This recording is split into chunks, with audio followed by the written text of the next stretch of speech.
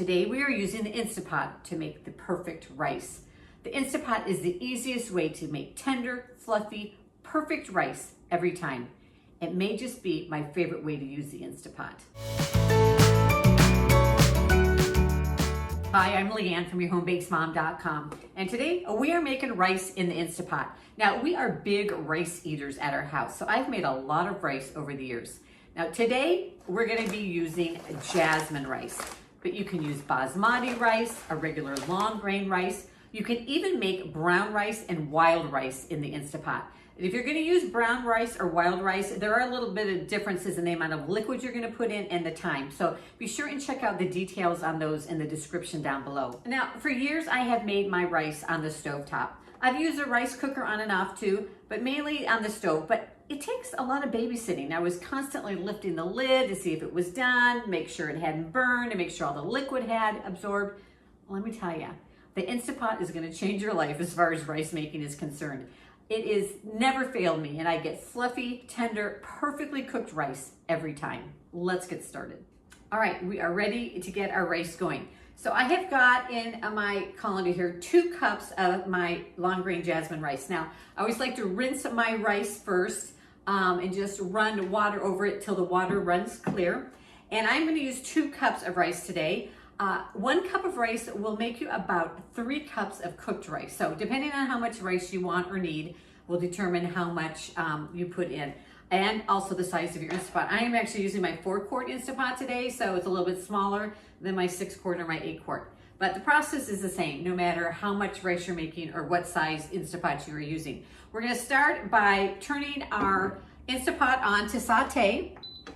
We want it to heat up a little bit, and I like to do a little bit extra step maybe with my rice, which I think really gives the rice better flavor. And as I like to saute my rice, there we go, we're heating up first. And so I'm gonna add in a tablespoon of olive oil. Now, if you decide you're in a hurry and you don't want to do this step, that's perfectly okay.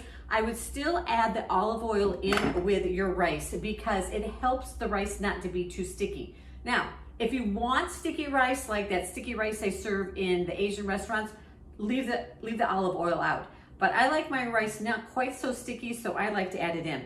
But I've got it in there, I'm heating it up on saute, and then I'm gonna add in my rice. And like I said, I've got 2 cups of rice here. And I am just gonna let that saute a little bit. I kind of made a mess here. Around, and let the rice just start to slightly change color.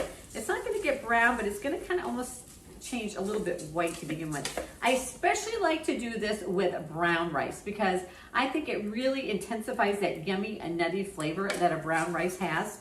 So go ahead and just for a couple minutes saute that around. After you've sauteed it for a few minutes, and you're gonna see it's gonna start to get a little golden tinge to it, turn a little white. Don't spend a lot of time doing this, but I do think it really does enhance the flavor of the rice. So we've got our 2 cups of rice in there. I'm also going to add in ½ teaspoon of salt. Now, I usually will end up salting it a little bit more at the end too, because I like to, I don't want to go too heavy on the salt to begin with. Because especially if you're going to use, I'm going to use water today, but if you're going to use chicken broth or beef broth, that will have some sodium salt in it. So go easy on the salt if especially if you can use chicken broth or beef broth. So 2 cups of rice to 2 cups of water. Again, these measurements are going to be a little different if you're using brown rice or wild rice, so be sure to check the description down below. But we're just going to add in our water.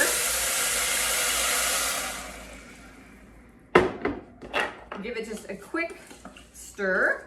We're going to put on our lid. And then now if your Instant Pot has a rice setting on it, you can use that, but I prefer just to use my manual high pressure, and we're gonna put it on a manual high pressure for 5 minutes and make sure that our valve is set to sealing, not venting. Then after 5 minutes, we're gonna do a 10-minute natural release, and we're gonna have perfect, fluffy, tender rice. So our 5 minutes at high pressure is up, our 10 minutes natural release, and we are ready to give it a quick release. So as soon as this little pin right here has dropped down, you know it's safe to open. And all we have to do is we're gonna take a fork, we're gonna fluff that rice up. So after we fluff it up with our fork. It's ready to eat.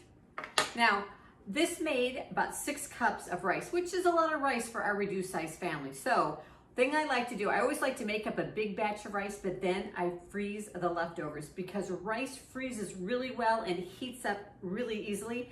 And so what I usually do is freeze it in 1 to 2 cup quantities, and I use my food saver and I just vacuum seal it up in an airtight container, pop it in the freezer, and then when I'm ready to use it, I pull it out, poke a couple holes into the the plastic packaging, pop it in my microwave and warm it up, and it reheats beautifully. Now, if you don't have a food saver, I've also done it in a freezer, a Ziploc baggie. Just try to get out as much air as you can. So, all right, we've got rice ready for whatever we're having for dinner. So, let's give it a little taste test. Perfect. It's fluffy, it's tender, and you may just want to add a little bit more salt to it depending on your personal preference, but other than that, it is ready to go. Hope you enjoyed today's recipe for Instapot rice and that you'll give it a try. Now, don't forget you can find all the details in the recipe in the description down below, as well as how to do brown rice or wild rice in the Instapot. And be sure and click over here to check out other Instapot recipes that are here on the blog.